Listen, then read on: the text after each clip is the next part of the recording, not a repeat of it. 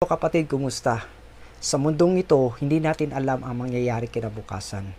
Pero ang sabi ng salita ng Panginoon sa Proverbs chapter 3, verse 5 to 6, "Trust in the Lord with all your heart, and lean not your own understanding. In all your ways, acknowledge Him, and He shall direct your path." Kaya patuloy tayong manalig sa ating Panginoon, araw-araw ng ating buhay. Huwag sa ating sariling kakayanan.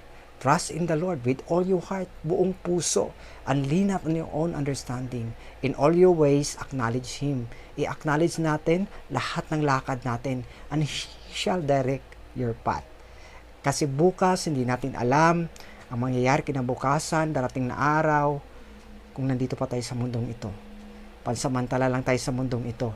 Kaya para tayo mabuhay na may kagalakan sa ating puso, may gabay ang Panginoon sa buhay po natin, may proteksyon po siya sa araw-araw kapag tayo ay may totoong pananalig sa Kanya.